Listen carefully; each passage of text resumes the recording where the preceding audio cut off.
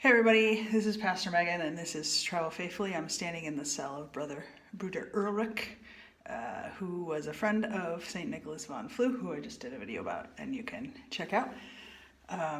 His cell, a little more rustic. There's some rock going on.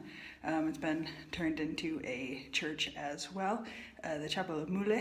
And here in this space, in addition to teeny tiny little windows to the outside, is a teeny tiny little entrance to the chapel in the space, which again is very beautiful, although a bit smaller. This is a very long trek and difficult to get here. You have to kind of walk through some fallen lumber and over the top of a spring, and being that it's wintertime, there's not a lot of folk that have come here, but there are a few, and you can tell because today is Sunday, the first Sunday of Advent, and their Advent candle is lit.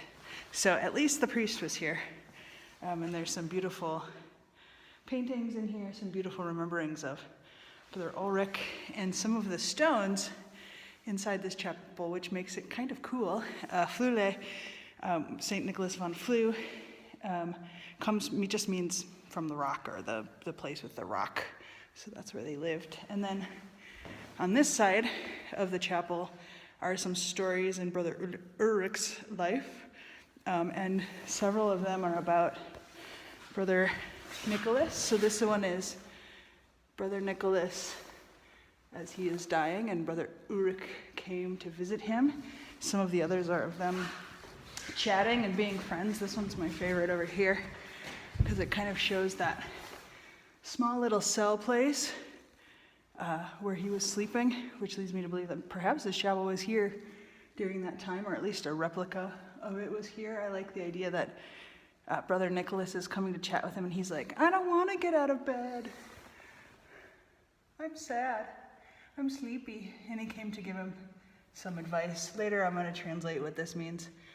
If you're smarter than me and you understand Swiss German, you might know that I'm saying the wrong thing. But here's Brother Nicholas going on a walk with a lovely lady. But I just think it's, kind of neat to think that the hermits, Brother Nicholas wasn't the only hermit who was in this area, and that they could visit each other, and that they could lend each other company. There was a couple people that Nicholas visited who actually were literate, and people who told the story of him after he passed away. And that's the record that we have. We don't have very many of Nicholas's actual words because he couldn't write, but friends like Brother Urlrich told stories about him later. The ceiling's beautiful. Over here we have some more kind of paintings of Jesus' life that are very beautiful. They look like they're probably from the 1500s. Part of my guess about that is, again, the kind of 1500s kind of iconography where they put the bones underneath to remind you that you're gonna die and you should ponder that reality. But before I let you go, I want to let you see a little bit of the journey to get to this space, right? So beautiful Switzerland again, right? Down this way, not a way you want to go. Down that way, not a way that you want to go. But if you're a hermit, this is a perfect spot because there is not a lot of ways for someone to sneak up on you. First of all, you're not going to have a bunch of people chasing you and trying to touch you like they were doing to Brother Nicholas. It's a beautiful kind of barren space, although there's some benches along the way because this is a pilgrimage site. So you can come and kind of ponder the beauty of Switzerland, which I think is kind of fun. But my guess is that one of the big reasons that this was a spot that Bruder Urlrich picked is because of this. See that stream down there? That's where Brother Nicholas would have come from. That's his cell. That top building right here was Brother Nicholas's cell. Again, that's the second chapel that was made when it was so popular to come and visit, and they needed two chapels to worship Brother Nicholas. But down On the bottom you see the river that goes through there. That river would have been life-sustaining for people. And if you come over this way, on the way to the chapel, you'll find the reason, I'm guessing, that Bruder Urlrich picked this place or had it picked for him. I can hear it. Let's see if I can find it when I'm trying to find it. Sometimes you can't find it when you're looking for it. There's a barn out this direction, which is pretty neat. One of my favorite features of this barn, I think this barn's actually here and still maintained because in the summertime they bring horses down here because only an idiot would make this super long walk, because I walked from the hotel all the way down the mountain and all the way back up this side of the mountain to get here, which I'm guessing is not the way other people would have gone. Let's see what I'm looking for now. Oh, this is the outhouse. Dave Hurd was wondering if these big barns were outhouses. That's an outhouse for the pilgrimage, right? You don't want to have people walk all the way out here and then make your beautiful landscape gross. I'm almost there. Thanks for sticking with me.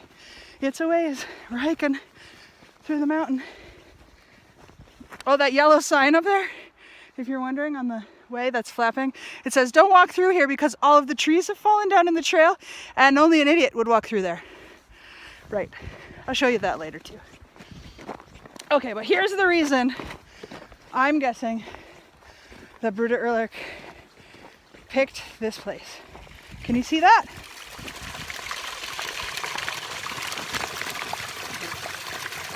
That's the spring water that's coming up from the top of the mountain, and we don't know if it would come all year long, but during this time when it probably was more difficult to find food, there was kind of natural water coming through the space. And all over the world you'll find sacred spaces that are right along these natural water paths, in part because it sustained you if you lived there, and in part, it's very muddy remembrance of my baptism, but because that sacred water was something that reminded people of the creation of God and of the beauty of the world. And so I think it was this stream probably which was the sacred thing that they wanted to be near. And the water is still pure enough that it's what they use as their tap water here in Switzerland. So it's a beautiful place. Come in the summer if you don't want to climb over all these trees. I'll show you more of the trail farther back, just so you can feel really proud of me for having made it out here. Even if it was just me and the priest who set up the Advent candles. All right, here's the woody patch. That's the way back. So it's a little bit of a trek. Ah. Ugh.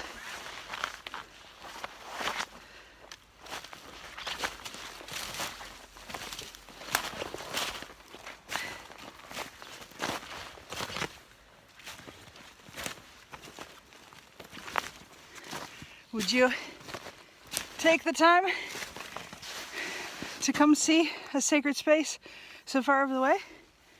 And if you wondered if this was the sacred way to go, there's another stream headed down, reminding you that God is in this place and all of the beauty of the earth.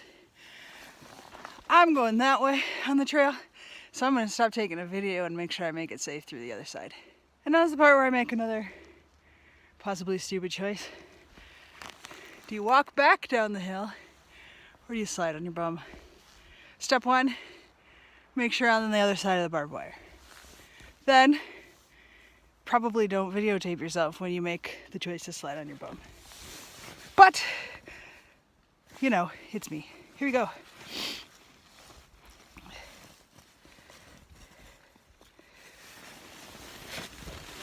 Ready? Whee! All right, good. I'm not going as fast as I was afraid of. Down we go. This is fast. All right, I'm gonna stand up and walk now. It got me a lot of the ways and it was quite fun. So don't forget to have fun when you're on your pilgrimage. I'm gonna head back down to St. Nicholas's Chapel and I'll see you guys later. All right, pastor confession. You can tell I'm safe, but I slid the rest of the way down that entire hill and it was very fun. And I definitely recommend the downhill version more than the uphill version. And I'm already back down to St. Nicholas's Chapel. So until next time, guys, love boldly and forgive more boldly still. This is Pastor Megan, and I'll see you wherever I end up next.